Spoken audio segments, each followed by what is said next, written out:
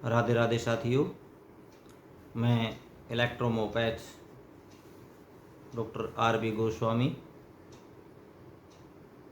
अपने both groups के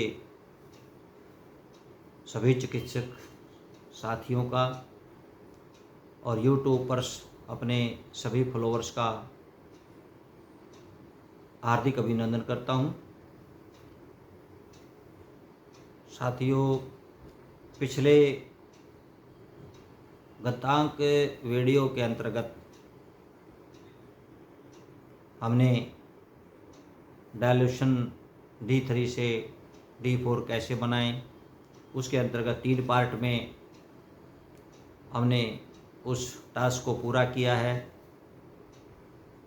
और उसमें हमने भरसक प्रयास किया है आपको समझाने का कि किस तरह डायल्यूशन बनाना है, किस तरह ऑइंटमेंट बनाना है, कैसे कॉम्प्रेक्स बनाना है, कैसे लोशन बनाना है, कैसे ग्लोबुल्स बनाना है, कैसे स्प्रे बनाना है। तो इस तरह के जो है हमने आपको तकरीबन जो है ईयर ड्रॉप कैसे बनाना है, तो इस तरह की सारी जो है मेथड हमने आपको उसमें बताया है बनाने के लिए कैसे बनाना है। तो उन वीडियो को आप बार बार देखिए और डायरी में उनको नोट कर लीजिए। बाकी तो हमारी जो बुक आएगी उसके अंदर तो ये पूरी मेथड होगा ही, फिर भी आप जो है अपनी डायरी में नोट्स को कर लीजिए ताकि जब ज़रूरत पड़े तो आप उसको यूज कर सकें।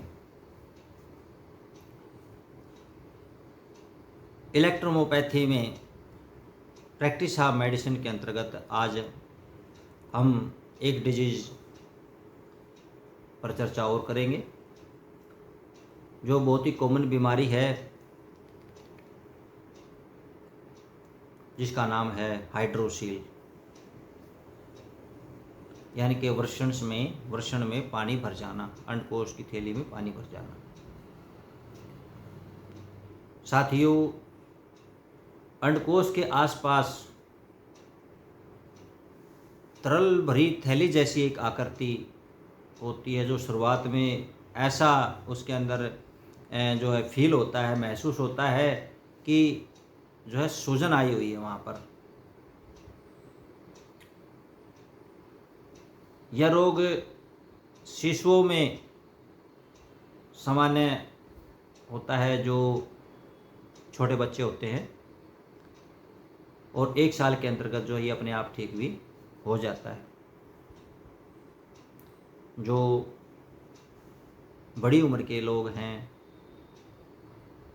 उनमें जो है कभी कभी सूजन या चोट के कारण, किसी प्रकार की चोट लग जाए या किसी रीजन से कारण से जो है उसके टेस्टिस में सूजन आ जाए, तो उस स्थिति में भी हाइड्रोसील विकसित वहाँ पर हो जाता है, डेवलप हो जाता है। हाइड्रोसील इसमें अंडकोश की थैली बंद न होने के कारण जो फ्लूइड है वो अंडकोश की थैली में जा करके डिपॉजिट हो जाता है, जिससे अंडकोश के साइज में, आकार में वृद्धि हो जाती है। ये हाइड्रोसील 2 प्रकार का है। पहला जो है कम्युनिकेटिंग हाइड्रोसील, जिसमें अभी मैंने आपको बताया कि अंडकोश की थैली का मुंह बंद न होने के कारण तरल उसके अंदर चला जाता है। और दूसरा है नॉन कम्युनिकेटिंग हाइड्रोसील। ये जन्मजात से होता है बच्चों में और ये अपने आप भी ठीक हो जाता है। कुछ मामलों को अगर हम छोड़ दिया जाए, जैसे टेस्टिस में स्पाज्म वगैरह आ जाए, मरोड़ आ जाए, या फिर ट्यूमर वगैरह जो है, ऐसा ट्यूमर जैसा कोई गांठ उसके अंदर बढ़ जाए, तो उसको छोड़ करके बाकी ये नेचुरली अपने आप ही ठीक हो जाता है। इसके कारणों में सामान्य रूप से शिशुओं में जन्म से होती है और जो बच्चे मैच्योरिटी से पहले बर्थ ले लेते हैं, जन्म हो जाता है, उनका पूरा समय जैसे 9.5-10 महीने का समय होता है, उस ड्यूरेशन के अंदर ना हो करके 7वें महीने में हो गए या 8वें महीने में हो गए, यानी कि बिफोर मैच्योरिटी जो बच्चे जन्म ले लेते हैं, ऐसे बच्चों में जो है इस रोग की संभावना बहुत अधिक हो जाती है। इसके अतिरिक्त अंडकोश में सूजन है या यौन संचारित संक्रमण किसी प्रकार का हो जाता है सेक्सुअल प्रॉब्लम के कारण, या जो लोग विकिरण चिकित्सा करवाते हैं, यानी कि जैसे कीमोथेरेपी, रेडियम, कोबाल्ट थेरेपी वगैरह जैसे इस प्रकार की कराते हैं, तो जैसे प्रोस्टेट का कैंसर का इलाज जब करते हैं तो उसमें कीमोथेरेपी वगैरह होती है, या फिर जो है अंडकोश का सूजन जो हो जाता है उसके कारण भी जो है ये हाइड्रोसिल की प्रॉब्लम क्रिएट हो जाती है। लक्षणों में, सिम्टम्स में जो इसकी बात करें तो सबसे पहला सिम्टम तो ये है कि अंडकोश में सूजन दिखाई देगी, नॉर्मल से अधिक साइज़ में जो हो बड़े होंगे, कई बार इनमें दर्द होता है, और अंडकोश एक बड़ा होगा एक छोटा होगा इस प्रकार की स्थिति भी आ जाती है।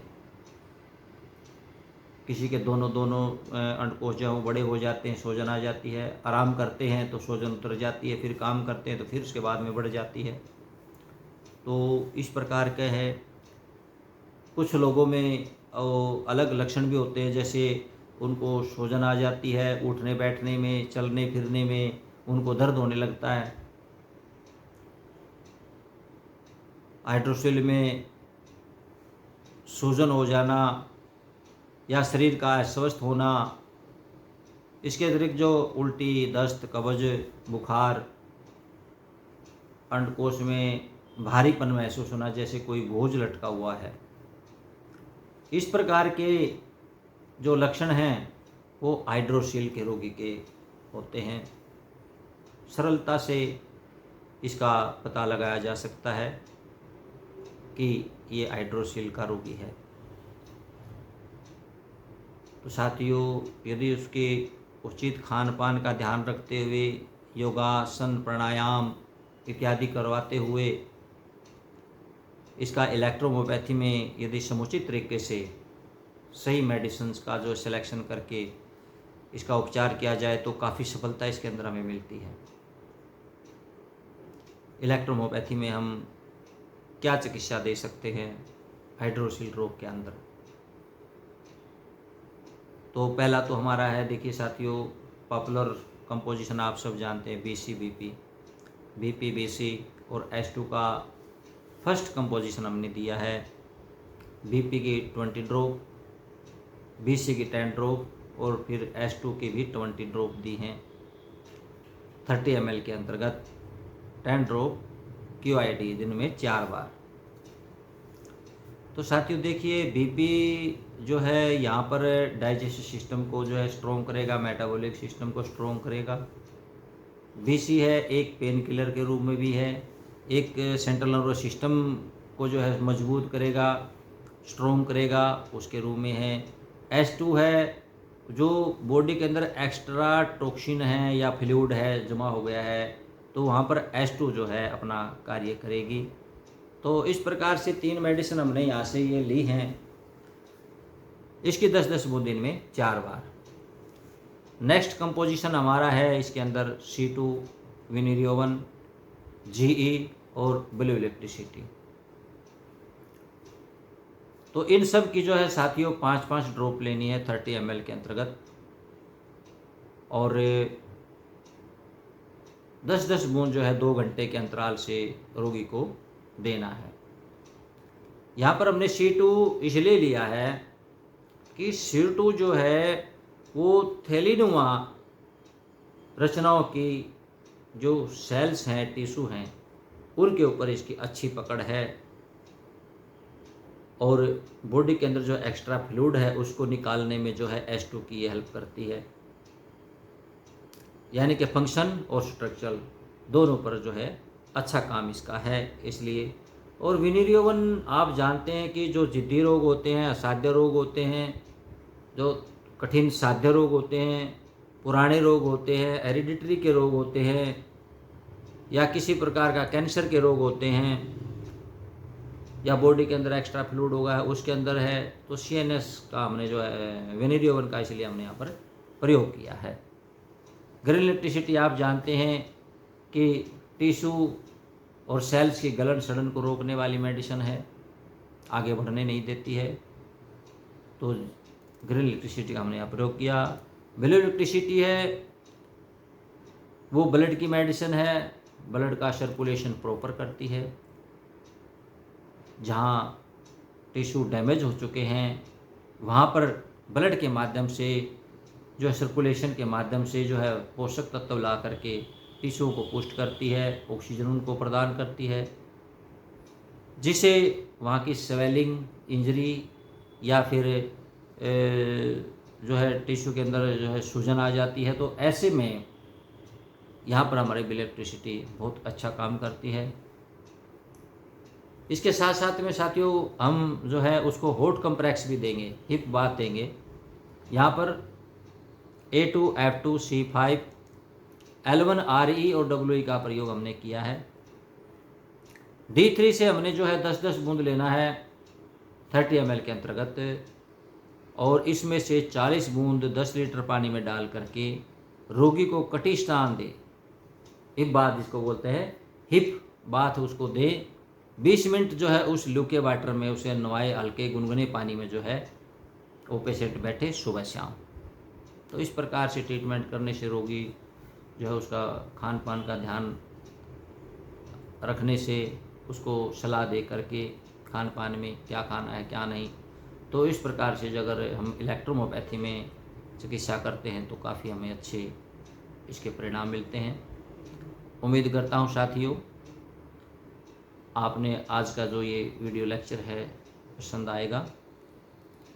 तो चैनल को सब्सक्राइब, शेयर, लाइक ज़रूर किया करो, ताकि मुझे पता चलता रहे कि हमारे कितने साथी जो हैं वो इस वीडियो को देखते हैं और कितने एक्टिव हैं। बहुत कम हमारे साथी जो हैं वीडियो देखते हैं। तो उम्मीद करता हूं कि आप जो है वीडियो को देखेंगे और समझ में आएंगे, आपके फ़ायदे के लिए है।